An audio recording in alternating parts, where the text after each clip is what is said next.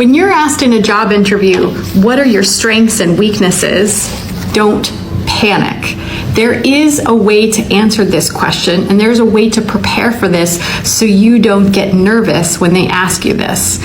One of the most difficult aspects of a job interview is that you have to talk about yourself, especially if you're introverted and really humble. This is probably the last thing that you want to do. But here's the thing, practice truly does make perfect. So you need to think ahead of a job interview, what are your strengths? One of the best ways to think about your strengths are to think about your current job.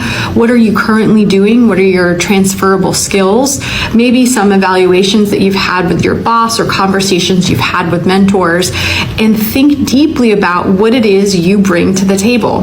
When it comes to weaknesses, you can't just talk about any weakness in a job interview. You have to make sure that your answer is honest, and you also have to make sure that it can be construed as a strength. For example, in a job interview, you cannot say that you're a procrastinator or you can't get anywhere on time, because that simply cannot be construed as a strength.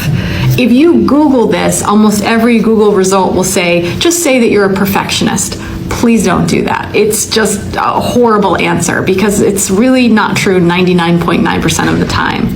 Instead, the best answer to what is your weakness is, number one, it's honest, and number two, it can be construed as a strength. Here's mine, for example.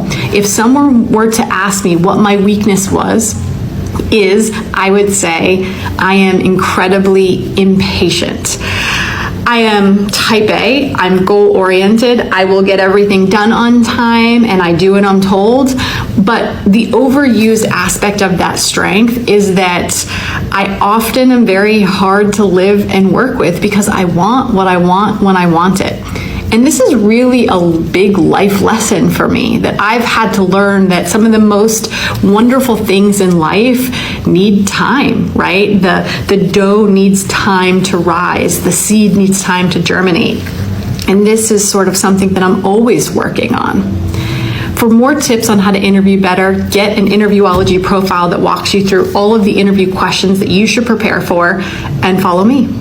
When you receive a job offer, there is only one right thing to do. There is only one right thing to say. You should say, thank you so much. Is this negotiable?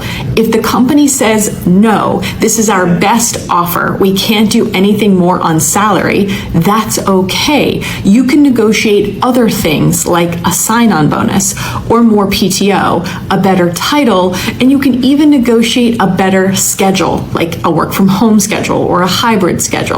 You need to get creative. If you don't accept a job offer on the spot, you can keep the conversation going. Now, if the company says, no, this is it, this is our best offer, there's nothing more that we can do, you have to decide if that's the offer that you want to accept. You have to think about it and take 24 hours to think deeply about whether or not you want to accept this salary and do this job for 2 to 4 years, because presumably that's how long you're going to be working at this organization. And in that time that you're thinking about this offer, why don't you take it to the other companies that you're interviewing with and shop it around? You can just say, I've received an offer, however, you're my first choice, and I'm hoping that you'll put an offer together and see what happens.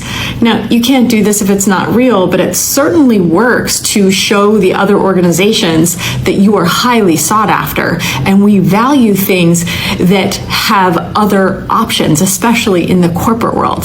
I hope that helps. For more tips on how to interview better, follow me. Get an Interviewology profile to discover your interview style, and good luck in your negotiations. Over 20 million of you saw my previous video, Things I Don't Want to See on Your Resume, and there seems to be some confusion. You all don't really know what a resume is for. Your resume is not for you, it's for me. It's for the company and the recruiter that's going to be using it to schedule you a job interview. You all think that you should be showing your personality. That's not what a resume is for. That's what a job interview is for.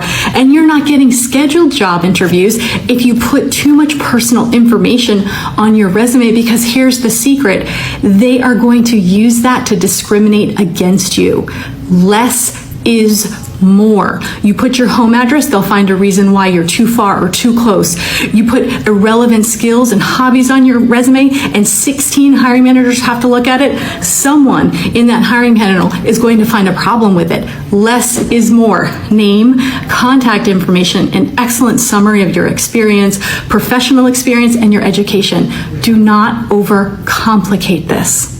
Mind-blowing things that you're going to learn when you discover your interview style. Number one, the first thing you'll realize is that not everyone interviews like you. Did you know that there are 4 interview styles? Everyone interviews as either charmers, challengers, examiners, or harmonizers. Number 2, upon discovering your interview style, you will think that it's the best style, but it's not. It's just the way that you do it. There are other styles and other perspectives to consider, especially when you interview with other people in job interviews. If you'd like to learn about all 4 interview styles, you can get my book, Interviewology: The New Science of Interviewing, in English or in Spanish. And number 3, our biases are born in our preferences. We are all going to prefer people who interview like us. I'm a charmer. I love to interview with other charmers. If you're a challenger, you're really going to enjoy meeting with other challengers, but harmonizers, your polar opposite, are going to rub you the wrong way. To discover your interview style, you can take our scientifically